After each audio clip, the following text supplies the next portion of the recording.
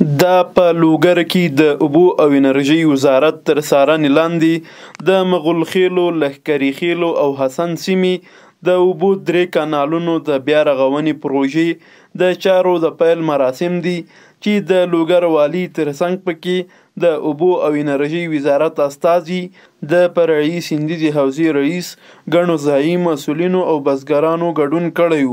ورته وخت کې د لوګر والي افغانستان د اوبو له اړخه غني هیواد یاد کړ او د دې برخې په مدیریت کې د اسلامي امارت هڅې د قدر وړ وګڼلې.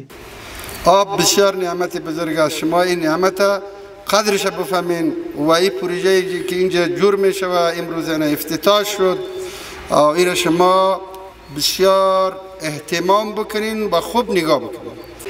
د خوخی، د آبادی، د خوشحالی مجلس ده. آینده کې د خدای تعالی موږ تاسې ټولو مسؤلینو ته او ولس ته دغه وستوان راکړي چې د دې ولس دپاره، د علاقې دپاره، د منطقې دپاره په داسې قسم نور هم خدمتونه ایجاد کړو.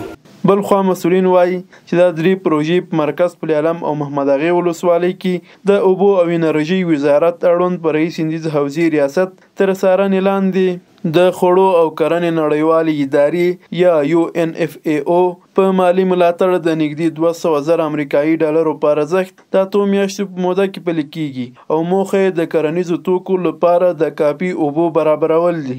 او 10,000 جرب ځمکه خړوبوي دا کانال.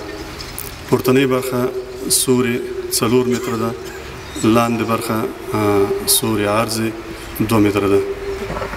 نو دا یو ډیر مهم او ښه پروژه ده.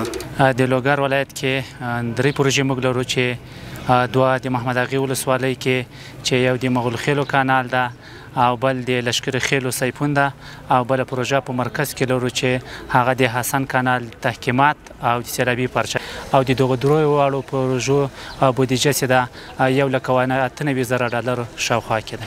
د دغو کانالونو اوږدوالی 1300 متره دی او 1000 تنو ته پکې د کار زمینه مساعده شوې ده چې زرګونه جریبه کرنیزه ځمکه به ترې خړوبه شي.